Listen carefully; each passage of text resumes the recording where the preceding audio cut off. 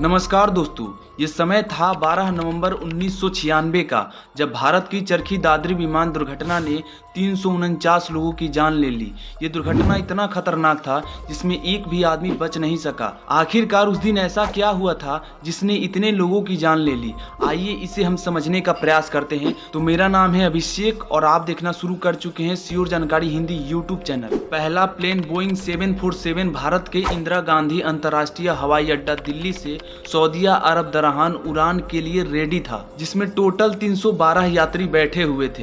इसमें 215 भारतीय ऐसे थे जो सऊदीया अरब ब्लू कॉलर श्रमिक के रूप में काम करने के लिए जा रहे थे। ब्लू कॉलर एक प्रकार के मजदूर होते हैं जो घरेलू एवं कंपनियों में काम करने वाले होते हैं। बेसिकली ये अपना घर परिवार चलाने के लिए सऊदीया अरब जा रहे थे। इस यात्रा को तय करने के लिए खालिद अल सुबैली जो 9,837 घंटों के उड़ान के साथ अनुभवी पायलट थे। वहीं दूसरी तरफ कजाकिस्तान एयरलाइंस चिमकेट हवाई अड्डे से दिल्ली के लिए चार्टर सेवा प्लेन इल्यूजन IL-76TD अपने कैप्टन अलेक्जेंडर जो 9,229 घंटों के साथ बेहद ही अनुभवी पायलट के साथ उड़ान भर चुकी थी। ये प्लेन भारत से कुछ प्रोडक्ट लाने के लिए अपने कुछ वर्कर और प्लेन के कर्मचारियों के साथ भारत आ रही थी।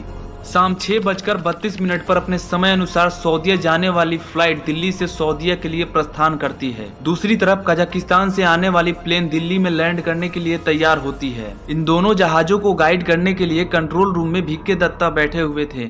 इन्होंने ही सऊदीया जाने वाली विमान को टेक ऑफ करने के लिए ग्रीन सिग्नल दी। तभी इन्हें पता चलता है कि कजाकिस्तान से आने वाली और सऊदीया जाने वाली जहाज दोनों एक ही पाथ पर हैं। तुरंत भिक्के दत्ता द्वारा कजाक विमान पायलट को यह सूचित किया जाता है कि वो अपनी हाइट को कम नहीं करे, क्योंकि सऊदीया जाने वाली फ्लाइट अभी अभी उड़ान भर चुकी है। पर उनकी बातों को सही से नहीं सुन पाने के कारण कजाकिस्तान के विमान पायलट कैप्टन अलेक्जेंडर अपनी ऊंचाई को लगातार कम करते जा रहे थे। भिक्के दत्ता द्वारा सऊदीया जाने वाली प्लेन को भी निर्देश दिया जाता है कि वो अपनी हाइट को ध्यान में रखते हुए विमान को 14,000 फीट तक रखें। फिर भिक्के दत्ता कजाक विमान पायलट से कॉन्टेक्ट करते हैं और उनको बताते हैं कि वो अपनी हाइट को 15,000 फीट तक रखें। और यहाँ पर कजाक विमान पायलट को समझने में गलती होती है और वो अपनी हाइट को 14,000 फीट के आसपास रखते हैं। और कुछ सेकंड बाद भिक्के दत्ता देखते हैं कि उनकी रडार पर दोनों प्लेन की बिंदुएं आपस में मिल जाते हैं और गायब हो जाते हैं। कंट्रोल रूम में बैठे भिक्के दत्ता को यह पता चल गया था कि कुछ गलत जरूर हुआ है। दरअसल दिल्ली से 100 किलोमीटर दूर हरियाणा में चरखी दादरी के पास दोनों प्लेन आपस में टकरा जाती हैं। यह टक्कर इतना भयानक था कि दोनों प्लेन में जितने भी आदमी थे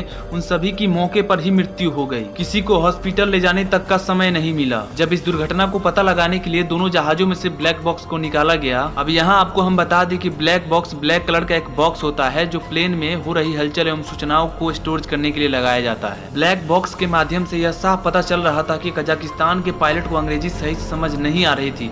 उस प्लेन में पायलट को समझाने के लिए एक ट्रांसलेटर था और कहा जाता है कि इस मिसअंडरस्टैंडिंग के चलते, इस छोटी सी गलती के चलते 349 लोगों की जान चली गई। गलती सिर्फ पायलट में ही नहीं, उस समय की टेक्नोलॉजी में भी थी। उसके बाद भारत सरकार ने अपनी जहाजों में कई सारे चेंजेस किए और तब से आज तक कभी ऐसी दुर्घटना नहीं हुई।